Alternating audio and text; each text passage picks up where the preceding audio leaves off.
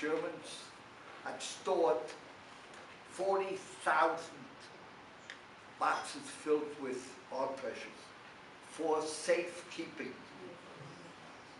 Salt mines are not like coal mines. Salt mines have temperature of 65 degrees Fahrenheit, 40 to 60% humidity, and they are clean. And it happened to be that these salt mines, one of the salt mines was in the process of being repaired to mass produce jet engines for the German Air Force, manufactured by Hungarian Jewish slave laborers. And it was brought to an end when,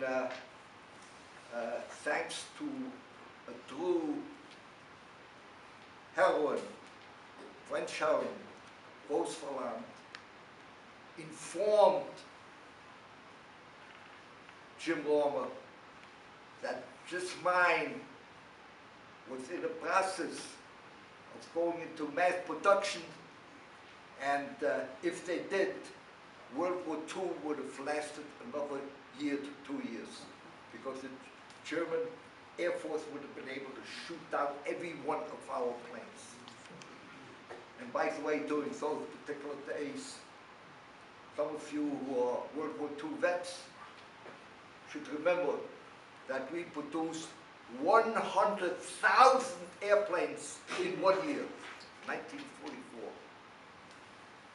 So this was a momentous decision on the part of Jim Lorimer to pass that information on to the Eisenhower staff, who changed their war plans to go to the city of Heilbronn. And it turned out to be that the last big battle in Europe was fought over that city. 10 days they fought over the city of Heilbronn, where starting in end of August, I was assigned and spent the next 10 months into the mines in order to ferret out those particular items that belong to mostly France, other countries. First one was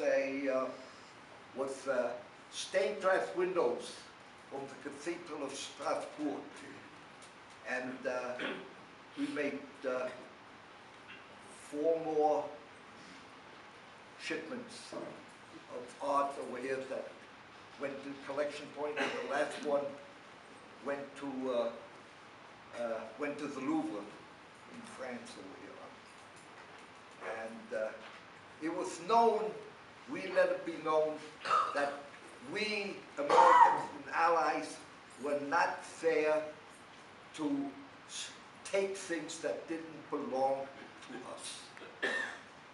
We were there to return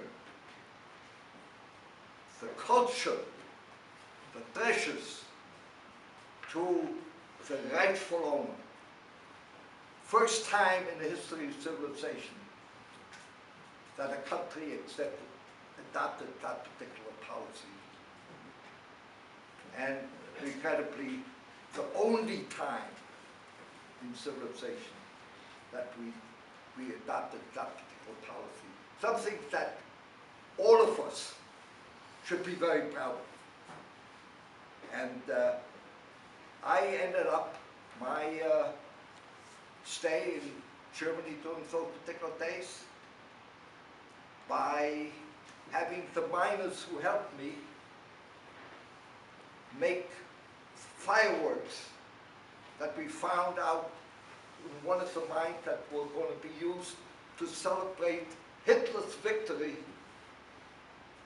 And I decided, by this time they promoted me from a buck private to a sergeant. And I decided that we were going to use the fireworks to celebrate 4th of July. So on the 4th of July, 1946, we celebrated our holiday in the city of Heilbronn, thanks to this Jewish kid.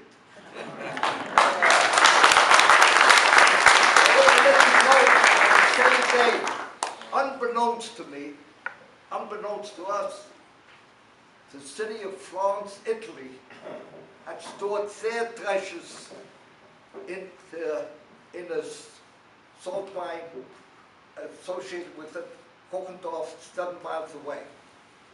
And on the 4th of July, they took out their 700 boxes and sent them back to Florence, Italy. That's one thing that I found out about half a year ago when I read the books written by a Texan who's taken it upon himself to have us let the world know what we did during World War II. And by we, I mean those people who were associated with the monuments men. There were 350 over an 8-year period, and as of right now, there's 5 of us left alive. I understand perhaps only 4. 2 of them only served for about 2 months or something like that. There's a British lady who I met, she's 97. I met her back in February of this year. Mary Beth, great woman. There's a man, Jacques Tabor, who's 99. He's got Alzheimer's. He lives out in San Diego. And then there's me. I'm the youngest one, because most of the young monuments men were involved in art historian, art curators, they talked about it, they wrote about it, and I happened to be, when I first joined them, 19, because my grandfather was, we believed in saving culture. My grandfather was a collector of 3,000 prints. 1,500 of them were these prints, these pictures that artists made to put inside a book. And people who had libraries had these things made by artists. They were called ex-libris, from the library of. And he had a collection of 1,500 of that, about 1,500 other prints, which today, most of them are either hanging on my wall in my apartment, in my condo, or they're in my closet. So if anybody wants a picture, 25 bucks.